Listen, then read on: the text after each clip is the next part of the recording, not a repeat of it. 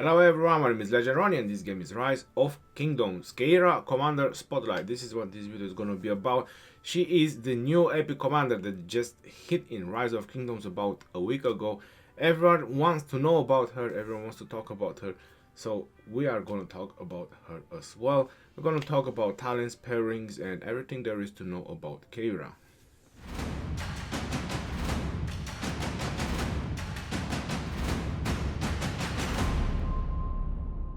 First things first, you want to know where you can actually obtain her. So as right now when I'm creating this video, the only way you can obtain her sculptures is through the Ceroli shop. So in the Ceroli shop you have a 50 quantity available each time the Ceroli event pops in. Now the only problem about this is that you can buy a limited amount of sculptures each time and you need a total of 440 to actually max her skills. Now that might just actually take a little bit of a while, and I'll be very honest, that's the only downfall of her. So I've done the math. If you're doing just nightmare difficulties and you're spending all your coins just to get Keira's sculptures, you need 22 runs of Ceroli. So you need the Ceroli event 22 times to actually pop in so you can max out all her skills. If you're doing hell difficulty, I've done the math, you need about 12-13 if you're spending all your coins just to get sculptures every single time. So I would say that's pretty pricey to actually max her out just through this shop. On the other hand, there is plenty of other stuff that you might need, like for example you might still need blueprints, and I would actually advise you to prioritize that. If you still haven't expertise all the blueprints from here that you're actually using on your cav marches, so that should be a higher priority over her sculptures. You still have some speed ups, some other stuff, but once you're done with your blueprints, my advice would be just invest in her because she's actually worth it. So the blueprint should be the #1 priority, and after that should be the sculptures. It's the Ceroli Crisis event, you have it over here. Once they will introduce 2 more bosses, obviously there's gonna be more coins being generated each time this event pops in, so obviously you will be able to max her out faster. You're probably noticing why I'm on nightmare difficulty and not doing it on hell is because some of the bosses, they are still, even though a lot of players know what they are doing, but they're still very hard on hell difficulty. So I prefer some bosses to just do them on nightmare and just be done with it. Except her, the ice lady, she is very easy on hell. Right now I have over here a Mars, so I'm just gonna attack a random barbarian. So let's see her animation of her skills. Her animation is actually really cool. They actually put some work into it, and I do have to say that generally all the new commanders they are introducing into the game, they are actually putting a lot of work in designing them and actually designing the effect of their skill.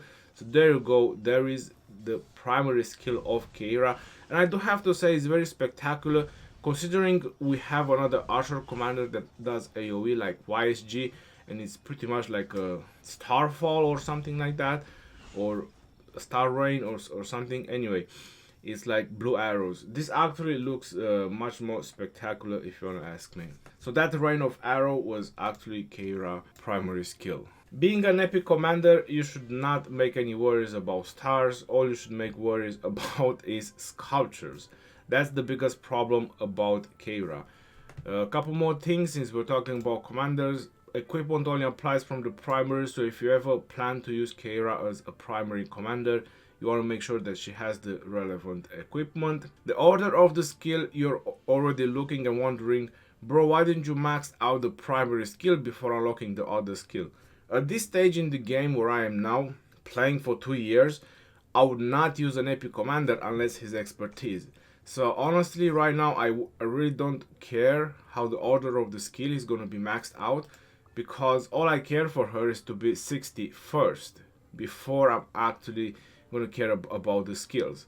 So once I obtain her expertise, that's the moment when I'm actually going to start using at this stage into the game. If she would have been a legendary, that would have been a total different option. I would definitely max her primary and then see about the rest, because legendaries do have utilities even before they have their expertise maxed out. Not much more we can say about that. We already talked about how you can obtain her sculptures, and that's really painful. Let's go into the talent trees. Now I'm starting with the peacekeeping talent tree, but I already posted a talent tree on my Discord when she is level 60. I find her very useful on this PvE event once she is maxed out.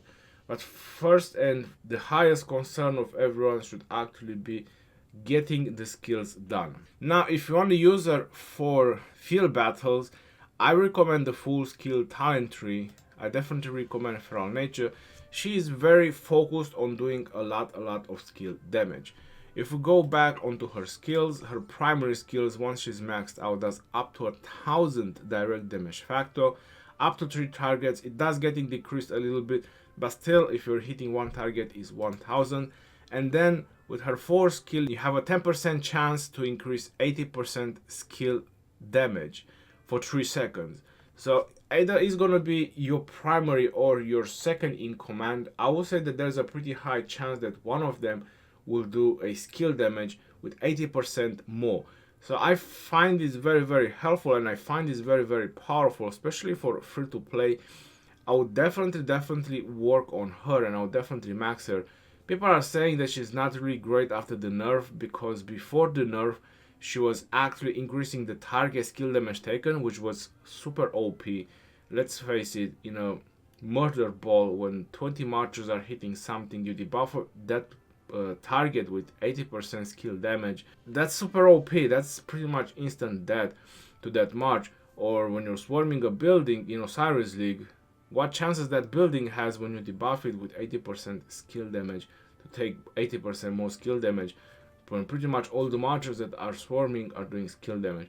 So it makes sense that it's just increasing her skill damage and her second in command, or if she's second in command, her primary commander in that march.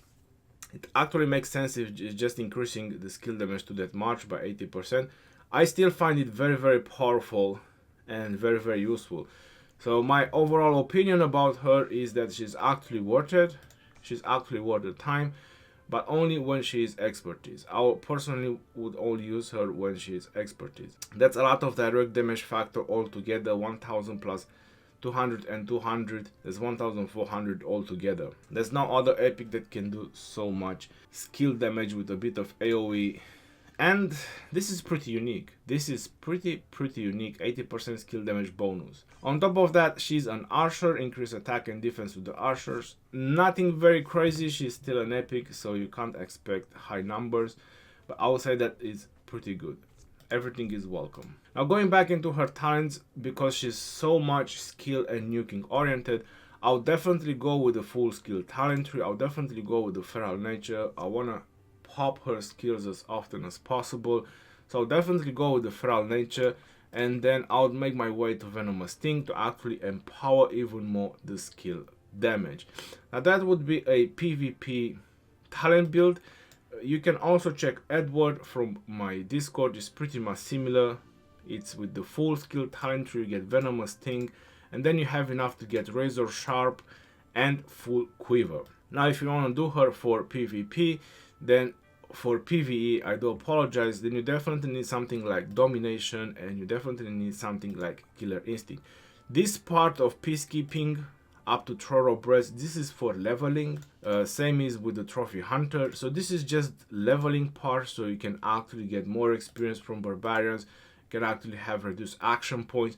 But once she is level 60, you want to orient her either for full PvP, going with the full skill and a part of the archer tree, or you want to do her a semi working for both with Domination and Killer Instinct, so that's PvP and PvE. These two only work in the PvE, but you will do the full skill and you will have enough to get the Venomous Sting.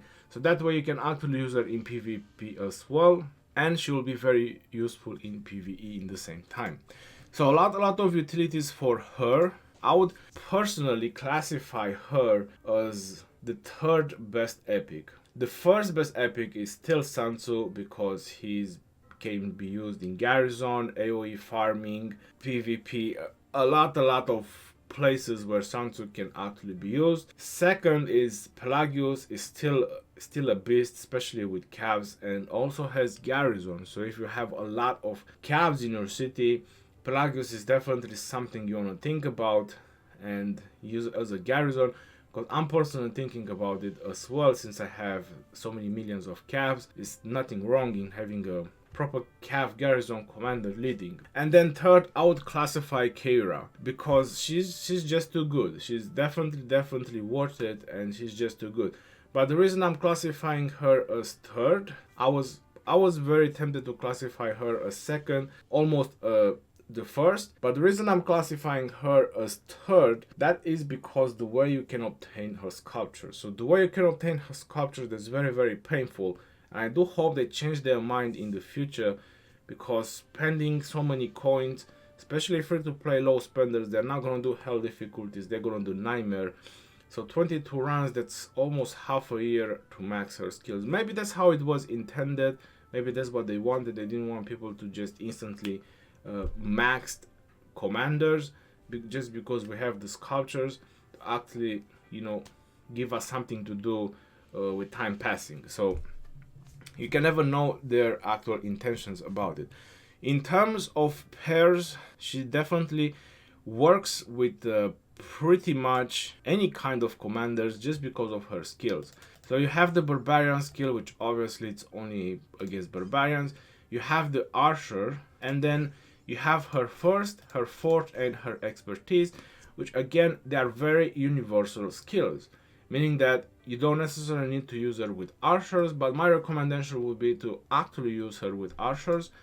And obviously the best contender nonetheless is YSG. Now imagine if you have her primary and you have YSG second, you already have a 50% skill damage increase. You get another 80% skill damage pop up. That's gonna be some pretty crazy serious nuke that YSG can actually do. So it's definitely gonna be something to test once she's maxed out. Obviously she can work with other archer commanders. With Herman, I would definitely try it out with Osman. Might also be something very interesting. But these are those glass cannon type of builds that we are talking about, meaning that you can do a lot of damage, but if you get targeted, you're pretty much going down really fast. Obviously she can work with Kusunoki as well.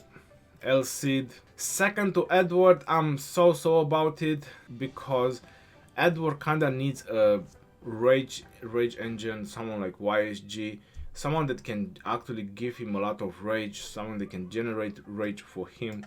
So I'm not sure if with Edward actually works, but it will be definitely be something very spectacular to see Edward with another 80% skill damage. That will be some crazy numbers. Definitely something to see. Obviously she can work with Frederick and plenty of other commanders. Ethelflaed, I'm so about it. With Sansu, there's plenty of other pairs you can use Sansu with. Trying to use her second with Babers, that can also be something to actually try. They're both doing AoE and skill damage increase, so there's nothing bad in it. With some of the new commanders, I'm not 100% sure about Tomiris. That's definitely something that needs to be tested. Maybe that's a way we can actually use Tomiris, using Keira first and Tomiris second. Going with Ramses and Artemisia definitely works with both of them. An interesting pair would actually be with Artemisia, since she already has this in 50% all damage increase by up to 5 seconds. So you get 50% all damage increase and you get another 80% skill damage. Artemisia can definitely do some serious nuking when all the things line up, using Keira and Artemisia. So again, that can be a very interesting and dangerous pair that we might want to test out or see the results. With Ramses, obviously they are both archers, they are both doing skill damage, so nothing wrong using her with Ramses. Definitely a good pair. With Mehmed, if you don't have any other options and you just want to do AoE skill damage, Keira and Mehmed is also another decent options that you can use. So plenty of other options that you can actually do with Keira or use her with. Like I said, very universal commander just because of her skills. but I will try to keep her mainly with archers to try to benefit as much as possible as you can from her entire skills. So you can actually benefit from Sir Rally sharpshooter as well.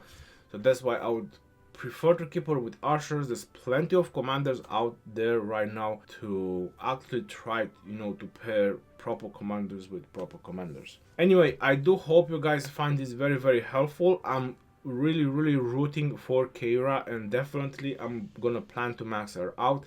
Like I mentioned, once I'm done with my blueprints, once I have expertise, everything from that shop that I need for my cabs, next thing that I'm gonna invest in is gonna be her. So at some point in time, she's definitely gonna be maxed out. 3 months, 4 months, 5 months, I don't know exactly how long it's gonna take, but I also recommend that you actually work on her. She's definitely worth it, especially if you're free to play. Definitely work on her.